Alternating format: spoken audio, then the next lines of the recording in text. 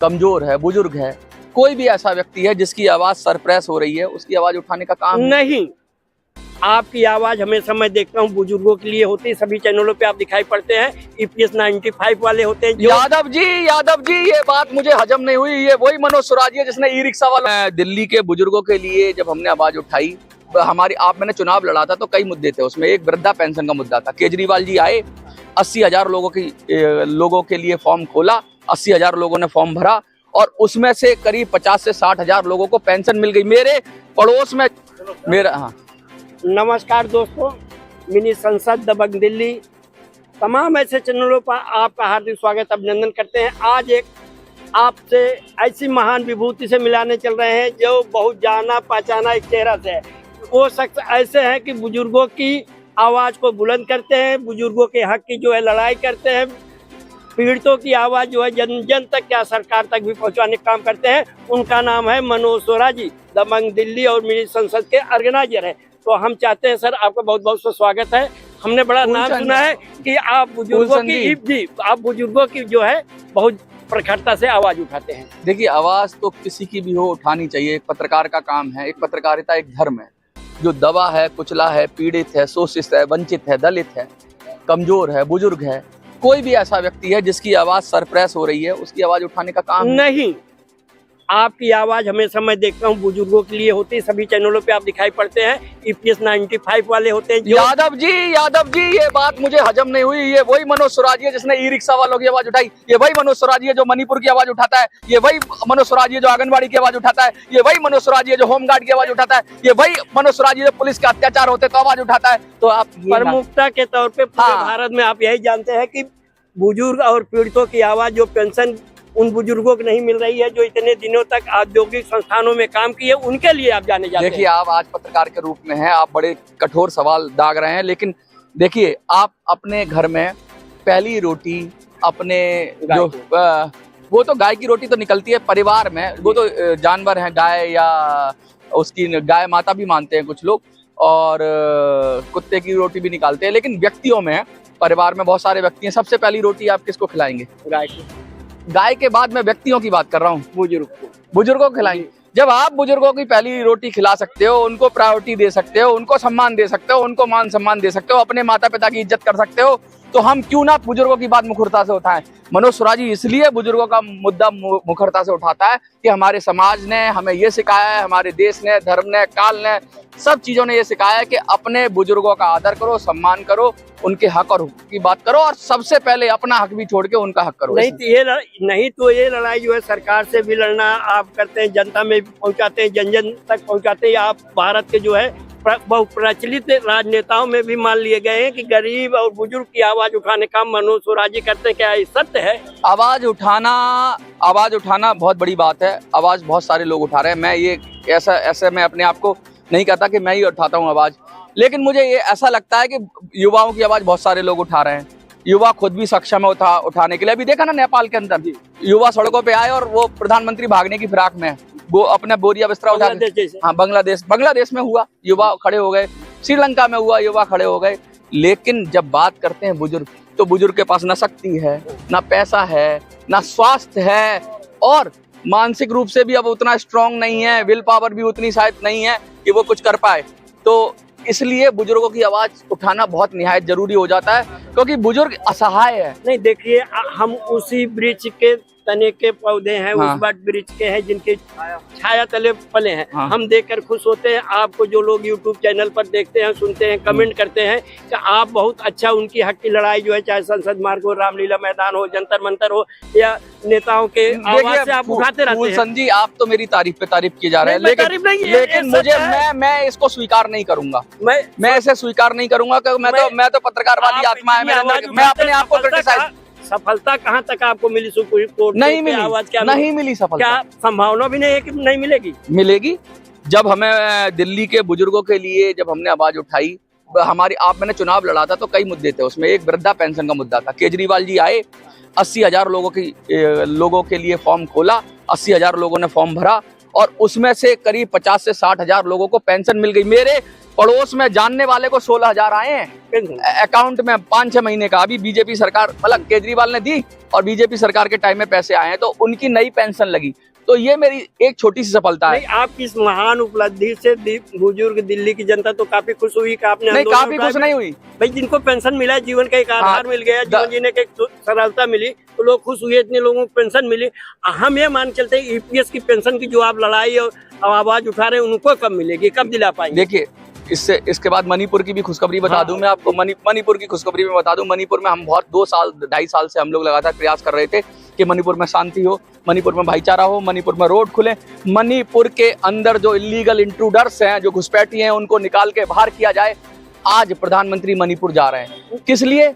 वो इसलिए नहीं जा रहे हैं, मणिपुर के लोगों ने, हजारों लोगों ने पत्र लिखा। और श्रेय मैं अपने आप को श्रेय नहीं लेता, लेकिन मैंने एक आह्वान किया था कि भाई पीएमओ को पत्र लिखो।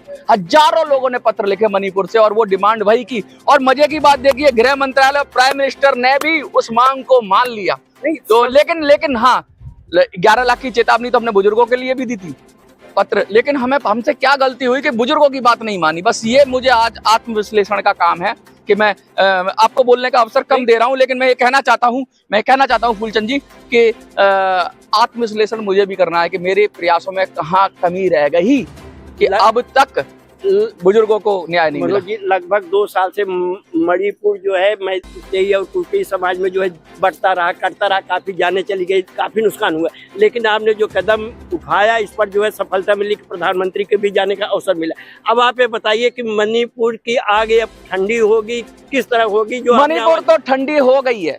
मणिपुर ऑलरेडी, अब कुछ लोग तो उत्पात करेंगे ही करेंगे, कुछ लोग ये वो रहेंगे। देखो, ये ऐसा नहीं है कि एकदम से शांत हो जाएगा। लोगों में गुस्सा है, जिनके परिवार की जानें गई हैं, जिनका माल लुटा है, उन लोगों में लगता है सबसे पहले प्रधानमंत्री को करना चाहिए तो जो इंटरनली डिस्प्लेस्ड पीपल हैं, जो अंदर ही अंदर जहाँ एक दूसरे से, जिनको घर बाहर छोड़ना पड़ा, चुरचानपुर से छोड़ना पड़ा, कांगकोपकी से छोड़ना पड़ा, इम्फाल से छोड़ना पड़ा और मोरे से छोड़ना पड़ा, यहाँ से जो लोग विस्थापित हुए अपने ही देश में, अपने ही राज्य में जो विस्थापित हुए, वो लोगों को प्रधानमंत्री जी स्थापित करें, कम से कम घावों पे मरहम लगाएं।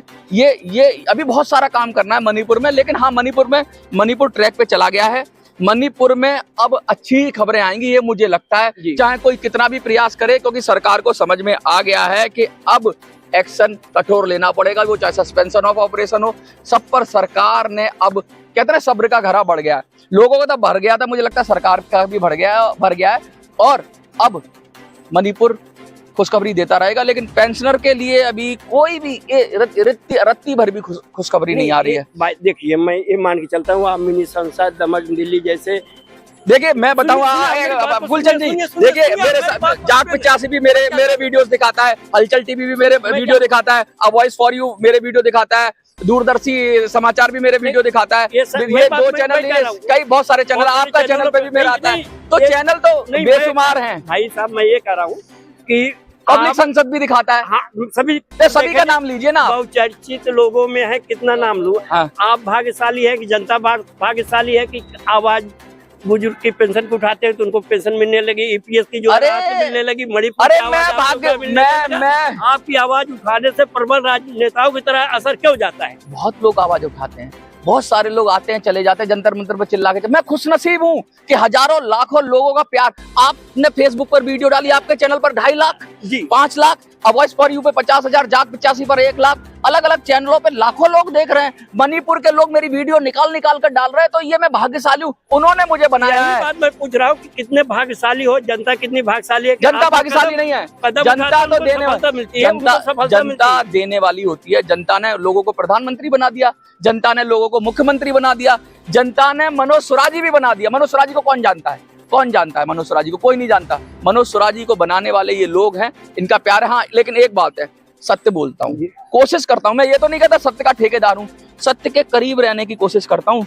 जितना सत्य के करीब रहूंगा, मैं आत्मचिंतन करता हूँ, आत्ममंथन करता हूँ, आत्मविश्लेषण करता हूँ और देखता हूँ राइट लेफ्ट में ना जाऊं, बीच का रास्ता पकड़ूं, और बीच का रास्ता जब ये पकड़ोगे तो बड़ी कठिनाई होती है, ना तो इस पाले में हो ना उस पाले में हो, तो क्या पता विपक्ष वाले भी मारे, पक्ष वाले भी मारे, तो मनोज कभी त्रिशंकु की हालत हो जाती है। मनोज जी, आप इतने बड़े पत्रकार होकर के अच्छे वक्ता हो, ये सब गुण सुन करके जनता आपकी बात आवाज सुन करके, युवा, वृद्ध, बुजुर्ग, पीड़ित, दलित, शोषित सब सुन करके आपसे प्रेरित होकर के जो है कार्य क्षेत्र में आ जाते हैं, ऐसा क्यों? देखिए, प्रेरणा तो कहीं से मिल जाती है। ऐसी ममता जहाँ पत्थर भी पूजे जाते हैं, ऐसी ममता जहाँ नदियों को माता कह करके बुलाते हैं, ऐसी श्रद्धा जहाँ देवता क्या पत्थर भी पूजे जाते हैं। मैं उस देश का वासी हूँ, देश विदेश में गंगा बहती है। तो इस देश में लोग प्यार करने पे आते हैं ना, पत्थरों, पेड़ों, प्रकृति को, सबको प्यार करने लगते हैं। मैं तो जीता जागता इंसान हूँ, और नर ही नारायण का रूप है। ईश्वर में, आपके ईश्वर में भगवान है। हम नमस्कार करते हैं तो आपके अंदर के देवता को नमस्कार करते हैं, आप मुझे नमस्कार करते हैं तो आप मेरे अंदर के देवता या ईश्वर को नमस्कार करते हैं। हम सब में ईश्वर है, हम सब ईश्वर की संतान है, और हम सब के अंदर ईश्वर विद्वान है। तो कोई ऐसी बात है नहीं कि कहने को तो बहुत विशेष है, जब मैं था तब हरि नहीं अब हर है मैं ना है, तो कहने को तो बहुत बड़े भी हैं हम, और हम बिल्कुल तुच्छ भी हैं। ये तो जनता की बात है। आप कमेंट बॉक्स में बताइए कि आप मेरे साथ जुड़े थे। लेकिन आपसे मुझे एक शिकायत है, आपने मुझे, मेरी आलोचना मुझे खुद करनी पड़ी, आपने नहीं की, ये मुझे शिकायत है। आप पत्रकार के रूप में आए थे तो आपको तारीफ नहीं करनी थी, और तारीफ थी तो मेरे उसको चुभी, क्योंकि पत्रकार वही है जो आलोचना करे। मैं सत्यता के साथ आपके सामने, आपके अच्छा, आप सत्य के करीब रहे, जबरदस्त। अगर ऐसी त्रुटियां दिखाई होती तो भी आपकी हम जनता के सामने रख देते। आप बड़े होनहार हैं, वो आपका भविष्य उज्जवल है। आपके साथ जुड़े हुए जो लोग हैं ना, वो भी आपसे बहुत ज्यादा आशा लगा रखे हैं, चाहे EPS 95 के हो, चाहे आम जनता। मैं आपके माध्यम से, फूलचंद जी, आप भी बहुत पॉपुलर हैं, ऐसी बात नहीं, आप बड़ा व्यक्तित्व हैं आप, और अक्सर आप अलग अलग विषयों पर आवाज उठाते हैं। और मैं आपके माध्यम से ये कहना चाहता हूँ कि अब मेरी काफी सारी एनर्जी, काफी सारा फोकस EPS 95 पर जाने वाला है, क्योंकि मेरे मणिपुर से की भी मेरी कमिटमेंट थी। मेरा खुद से कमिटमेंट करता हूँ, ये नहीं कि मैं जनता को कोई वादा करता हूँ नेताओं की तरह कि हम ये कर देंगे वो कर देंगे।